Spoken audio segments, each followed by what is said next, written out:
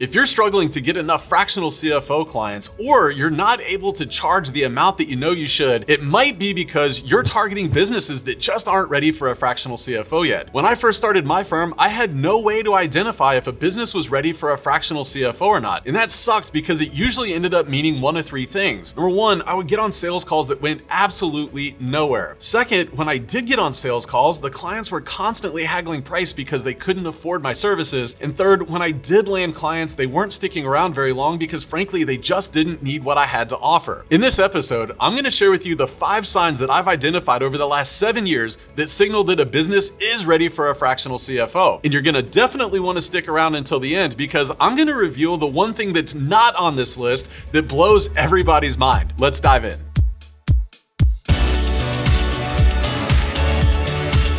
I absolutely love the work that we do as fractional CFOs. Everything from analyzing financial statements to putting together cash flow forecasts, coming up with budgets and projections and developing overall financial strategies. The work that we do as fractional CFOs can have tremendous impact for the right businesses. But the reality is, not every business is ready for fractional CFO services. So what are the signs that signal to me that a business is ready for a fractional CFO? Well, the first indicator is that the business is in growth mode. Now, admittedly, growth mode can mean a lot of different things. The business could be growing in terms of adding to their team. They could be growing in terms of adding products or services to their offering. It could mean that the business is looking to grow by adding additional locations or moving into other geographies. All of those things indicate that the business is rapidly trying to grow. Why is this so important in determining if a business is ready for fractional CFO? Well, if the business is content where they're at, and that's completely okay, but if the business is content where they're at, there's not a lot of value that a CFO can typically bring to the table. When we're thinking about fractional CFO services, we're typically thinking about forward-looking strategies. We're helping them lay out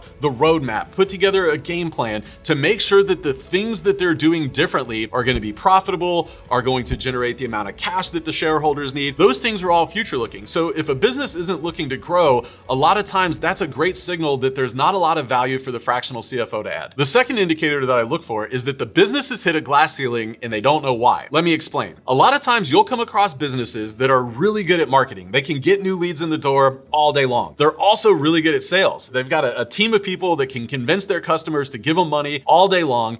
And they're equally as good at operations. They can get product out the door. They can deliver services with excellence. It would seem that everything's fine, but these businesses haven't been able to grow. 9 times out of 10, what's happened is that they have been successful with sales and marketing and operations without keeping an eye on finance. And what ends up happening is they don't have sufficient margin to grow. They don't have sufficient cash in the bank to grow, or they just don't know how to make decisions to continue to grow further. That's a great sign that they need a fractional CFO to step in and help them figure out how to improve margins, how to improve cash flows, and how to make smarter decisions in their business. Which leads to the third sign that a business is ready for a fractional CFO, which is that they have goals, but they lack a financial strategy to know how to make those goals become a reality. What this looks like is sometimes you'll come across business owners that have these huge goals, these crazy ambitions. They know exactly where they're at. They know exactly where they want to go. They know why it's so important that they get there. But what they're lacking is the how to make it all possible. This is a great opportunity for a fractional CFO to step in and fill in that gap. This is where things like cash flow forecast and projections and financial strategies become worth their weight in gold, because these business owners are looking for somebody like us that can step in and step beside them to help put that roadmap together so that they know that the decisions that they're making are the right decisions. They know that the decisions that they're making are going to produce the right amount of cash flow, have the right margins that they need for them to be ultimately successful. The fourth thing that I look for to signal if a business is ready for a fractional CFO is, do they have sufficient revenue and net profit to be able to afford our services? I know this sounds like common sense, but as we all know, common sense isn't always common practice. So what I end up seeing a lot are fractional CFOs that are chasing businesses that are entirely too small to be able to afford their services. Let me give you an example. My firm's services start at $5,500 a month. So on the low end, for a business to be able to work with us, we look for top line somewhere $3 million or more, again, on the low end. So I would really encourage you, ask yourself, for the amount that I'm charging, how big does the business need to be that they can actually afford my services? On a similar note, I also want to challenge you. If you're working with smaller businesses, do they really need fractional CFO services? Are they complex enough? Are their problems big enough that the value you're able to provide is in multiples higher than what you're able to charge them? If not, you might need to consider lowering your prices or starting to work with larger clients. The fifth indicator that a business might be ready to work with a fractional CFO is, are they preparing for a sale, succession, or investors? As you already know, all three of these come with a lot of moving parts, and all of them require a lot of financial planning, a lot of financial strategy, a lot of intentionality that starts years in advance. So if you find a business that's looking to sell, they're looking for investors, they're looking for succession planning, that's a great opportunity for you as the fractional CFO to step in and add a ton of value. So those are the 5 things that I look for that signal that a business is ready for a fractional CFO, but you might have noticed something missing from the list that you probably expected. Good accounting. Yes, it is true that in order for us to do a lot of the things that we do, the cash flow forecast, the budgets, the projections, the tax strategies, all of those things are predicated on having good, solid accounting. But what I found over the years is the business doesn't have to have good accounting in place in order for the fractional CFO to come in